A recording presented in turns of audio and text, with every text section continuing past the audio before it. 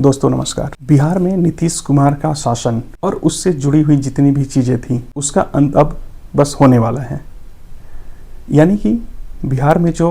JDU की जो शासन थी वो अब खत्म होने वाली है और नए शासन की तरफ हम एंटर कर रहे हैं। कहने का मतलब यह हुआ कि अभी तक जो नीतीश कुमार के जो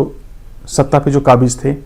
उन्होंने पिछले सप्ताह एज ए राज्यसभा एमपी के तौर पर उन्होंने ज्वाइन कर लिया। उसके बाद से सारी चीज़ें और सारे घटनाक्रम अब एक तरीके से क्लियर हो चुके हैं कि बिहार से नीतीश कुमार अब जा रहे हैं और वो अब दिल्ली में बैठेंगे।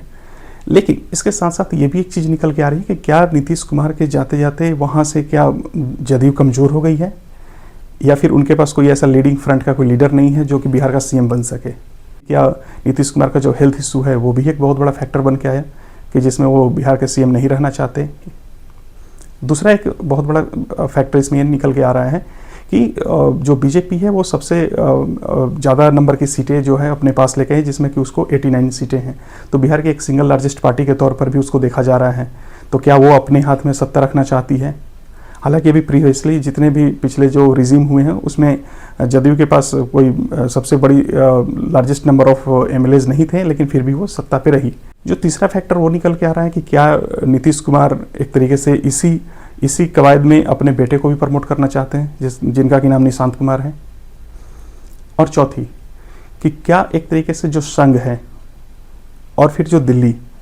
यानी कि दिल्ली में जो बैठे हुए हैं जो सेंटर लेवल पे जो राजनेता हैं, क्या वो अपना फैक्टर चला रहे हैं कि कई सारी चीज़ें निकल करके सामने आ रही हैं। तो अभी थोड़ी हम इस पर डिस्कस करते हैं और देखते हैं कि इसमें क्या क्या चीज़ें जो हैं कोई वो इन्वॉल्व हैं।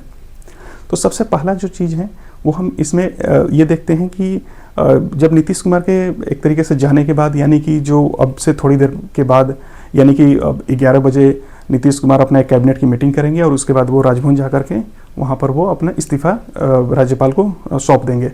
इसके बाद से क्या होगा कि लगभग 2 बजे विधायक दल की एक बैठक होगी और वहाँ पर 4 बजे तक के आसपास यहाँ पर एक नया नाम जो कि सीएम फेस होगा उसको एक चुन लिया जाएगा। लेकिन सबसे बड़ा क्वेश्चन ये अभी भी है कि बिहार का मुख्यमंत्री कौन। तो यहाँ पर कई सारे कयास लगाए जा रहे हैं और यहाँ पर कुछ नाम निकल के आ रहे हैं जिसके बारे में भी हम चर्चा कर लेते हैं। सबसे पहला नाम जो है जो कि सबसे स्ट्रॉन्ग कैंडिडेट है उनका नाम है सम्राट चौधरी, जो कि बिहार के भी डिप्टी सीएम भी हैं। तो सम्राट चौधरी एक ऐसे वर्ग से आते हैं जिसमें कि उस वर्ग का रिप्रेजेंटेटिव या फिर उस वर्ग का जो बिहार में जो डोमिनेंस है वो बहुत ज़्यादा है। यानी कि बिहार में एक तरीके से वो ओबीसी समाज से आते हैं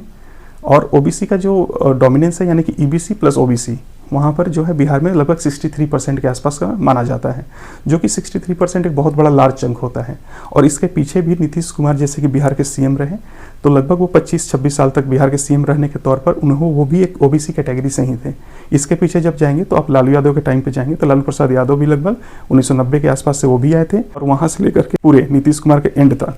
वो भी एक बिहार के जो थे वो भी एक ओबीसी वर्ग से ही आते थे। तो आप ये मान के चलिए लगभग बिहार में 35-36 साल का जो शासन रहा हुआ है वो एक तरीके से ओबीसी के ही इर्द गिर्द घूम रहा है।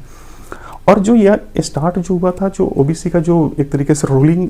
जो मेजोरिटी जो आई थी बिहार के अंदर में, वो एक मंडल कमीशन जो कि जो उस दिल्ली में जब वीपी सिंह की गवर्नमेंट थी उनकी वजह से ही हुआ था। जब उन्होंने मंडल कमीशन का प्रपोजल दिया था और वहाँ पे 27% यानी कि 27% के आरक्षण को लागू किया था, तो वहाँ पर जब ये मंडल कमीशन के आने के बाद तब से ही ये सारी की सारी जो है पिछले 35-36 ईयर्स से जो है एक ओबीसी का एक दौर चल पड़ा है। और ये एक तरीके से ये भी मान सकते हैं कि बीजेपी सम्राट चौधरी को इसलिए भी एक स्ट्रॉन्ग कैंडिडेट मान रही है कि चूंकि वे वैसे वर्ग से आ रहे हैं जहाँ पे एक बहुत बड़ा या फिर बहुत बड़ी संख्या जो है वो ओबीसी की है, नंबर 1। नंबर 2 ये है कि वो नीतीश कुमार के साथ में काफ़ी ज़्यादा कंफर्टेबल या फिर ये बोल सकते हैं नीतीश कुमार के भरोसेमंद चेहरा भी रहे हैं। तो एक तरीके से ये होता है कि नीतीश कुमार जब जा रहे हैं तो वो भी अपने एक किसी न किसी पर्टिकुलर पर्सन को चूज करके जाएंगे कि हाँ मेरे बाद अगर ये पर्सन है तो वो बिहार की राजनीति में या फिर बिहार की चीज़ों के लिए बेहतर सीएम बन करके वो दिखाएगा। दूसरा फैक्टर ये हुआ। तीसरा फैक्टर यहाँ पर ये है कि जो दिल्ली में जो रूलिंग, जैसे कि प्रधानमंत्री नरेंद्र मोदी और अमित शाह गृह मंत्री जो हैं, इनके भी एक तरीके से सम्राट चौधरी काफ़ी भरोसेमंद व्यक्तियों में से एक हैं। तो 3 फैक्टर यहाँ पर डायरेक्टली वर्क कर रहे हैं। और अगर उसके पहले की बात करें तो सम्राट चौधरी के साथ कुछ चीज़ें ऐसी भी हैं जो कि उनके फेवर में नहीं है। जैसे कि उन्होंने जब राजनीति का करियर स्टार्ट किया था तो उन्होंने एज आरजेडी के पार्टी ज्वाइन करने के साथ से किया था। उसके बाद वो जदयू में आए, जदयू के बाद वो फिर अगेन बीजेपी में गए और वहाँ पर एक बड़े चेहरे के तौर पे निकल कर आए और अभी आज के टाइम में वो डिप्टी सीएम भी हैं और आगे वो हो सकता है कि सीएम कैंडिडेट भी घोषित हो जाए। तो पहला चेहरा तो देखिए इस तरीके से बहुत ही स्ट्रांग है और इनके ऊपर कैस ये लगाया जा रहा है कि जो नाम फाइनल होना है इनके ऊपर ही है, ज़्यादातर चांसेस है कि इनका नाम ही अगर सामने आए। दूसरा नाम है कि नित्यानंद राय, जो कि बिहार में ऑलरेडी कैबिनेट मिनिस्टर है और अब ये भी देख सकते हैं कि हो सकता है कि इनके भी नाम चल रहा है। तीसरा है विजय कुमार सिन्हा, जो कि बिहार के डिप्टी सीएम भी हैं अभी करंटली, तो इनके नाम का भी कयास लगाया जा रहा है कि इनका भी जो वर्ग है एक तरीके से कायस्थ वर्ग से आते हैं, तो और बिहार में एक अच्छा खासा इनका भी नाम है, तो हो सकता है कि इस पर भी पार्टी कुछ विचार कर रही हो। फोर्थ नाम जो है रेणु देवी का है, जो कि ऑलरेडी बिहार की डिप्टी सीएम रह चुकी हैं। तो रेणु देवी का एक तो महिला कैंडिडेट भी हैं और प्लस एक ऐसे समाज से आती है जहाँ पर कि महिलाओं को रिप्रेजेंटेटिव के तौर पे देखा जाए तो 33% जो आरक्षण है उसको भी सेटिस्फाई कर रही हैं। तो कहीं ना कहीं उनके नाम पर भी अगर महिला कैंडिडेट के तौर पर होगा तो उनका नाम भी विचार किया जा सकता है। अगर इनके अपार्ट फ्रॉम 4 लोगों का जो नाम है, इसके अलावा भी अगर हम देखें तो कहीं ना कहीं एक जो फैक्टर है, जो जदयू का फैक्टर है, वो थोड़ा कहीं ना कहीं वो यहाँ पर रहेगा, क्योंकि पिछले 25 सालों से जो नीतीश कुमार का शासन रहा हुआ है और वहाँ के हिसाब से अगर देखा जाए तो कोई भी जदयू का कैंडिडेट या कोई भी लीडर या फिर कोई भी कार्यकर्ता कभी भी नहीं चाहेगा कि जदयू जो हो वो पावर में ना हो, यानी कि उसका कोई व्यक्ति सीएम ना हो। तो यहाँ पर इस वजह से भी सीएम के चेहरे के तौर पर जो पार्टी के कार्यकर्ता हैं या जो पार्टी के लीडर हैं कहीं ना कहीं निशांत कुमार को भी एक तरीके से देख रहे हैं कि निशांत कुमार को भी हम कहीं ना कहीं प्रमोट कर सकते हैं। दूसरा इसमें एक दो चीज़ें और भी निकल के आ रही हैं, जैसे कि कुछ लीडर्स हैं जिनका नाम जैसे कि ललन सिंह हैं, दिलीप जायसवाल हैं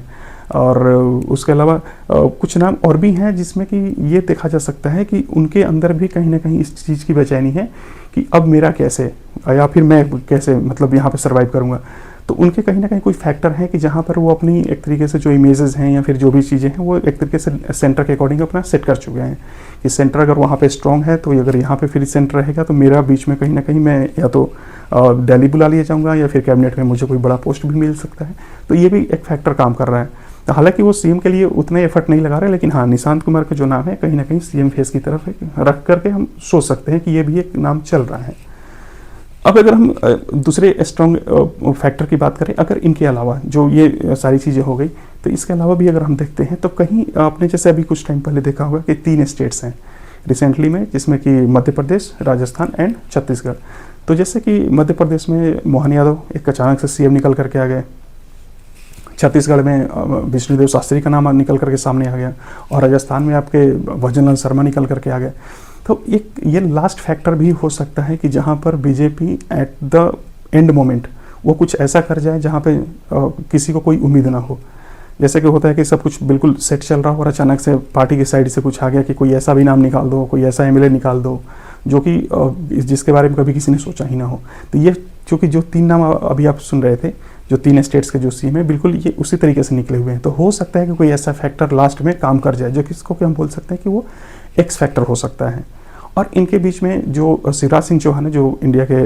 अभी कैबिनेट में जो एग्रीकल्चर मिनिस्टर हैं, एक तरीके से वही यहाँ पर एक ऑब्जर्वर के तौर पे बनाए गए हैं, जो कि सारी चीज़ों को देख रहे हैं, गतिविधियों पर नज़र रख रहे हैं कि क्या चल रहा है और किस व्यक्ति को आगे प्रमोट करना है या फिर उनकी जो कोऑर्डिनेशन है वो दिल्ली के अकॉर्डिंग चल रही है। तो हो सकता है कोई ऐसा भी नाम निकल के आ जाए या फिर ये जो बाकी नाम है इनमें से भी कोई हो सकता है कि नाम निकल के आ जाए। तो अभी भी सीएम के फेस पे जो है एक तरीके से कंप्लीटली सस्पेंस बरकरार है और ये बिल्कुल एंड मोमेंट ही क्लियर हो पाएगा कि सीएम जो है वो कौन है। हालांकि फिर भी सम्राट चौधरी का जो नाम है वो लगभग काफ़ी हद तक इसमें फाइनल माना जा रहा है,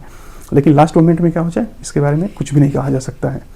तो इसमें दरअसल ये सारी चीज़ें जो घटनाक्रम हो रही हैं, इसमें कई सारे फैक्टर जैसे हमने डिस्कस किया, तो इसके साथ साथ ये भी होगा कि जब बिहार के सीएम के तौर पर अगर किसी भी व्यक्ति का नाम आता है तो सबसे पहला तो इसमें ये हो जाता है कि उसका एक सोसाइटी में एक प्रेजेंस कैसा है, उसमें कास्ट का सेंसस जो है वो कैसा है, वो किस एक कम्युनिटी से बिलोंग करता है, और जो अभी खास करके बीजेपी में जो हिंदुत्व का एक विचारधारा जो चल रही है उसको भी सपोर्ट करता हो। तो इस तरीके से कई सारे फैक्टर्स हैं। प्लस ये हुआ कि पिछले कुछ सालों में बिहार का जो इंडेक्स है वो काफ़ी कुछ चीज़ों में बेहतर भी रहा है, कई सारी चीज़ों पे स्टेबल भी अनस्टेबल भी रहा हुआ है। तो यहाँ पर वो भी एक तरीके से रोल प्ले करेगा कि कौन ऐसा व्यक्ति है जो कि इस चीज़ इमेज को भी एक ऊपर लेके जाए और जो डेवलपमेंट के वर्क हैं उसमें भी साथ के साथ वो काम करें। तो अब देखने वाली बात है कि कौन नाम जो है वो फाइनल होता है। हालांकि आप अपने कमेंट और राय हमें कमेंट सेक्शन में ज़रूर दें और आप हमें बताएं कि आपको कौन सा नाम इसमें से सबसे ज़्यादा प्रोबेबल लग रहा है जो कि एक सीएम कैंडिडेट के तौर पर आ सकता है।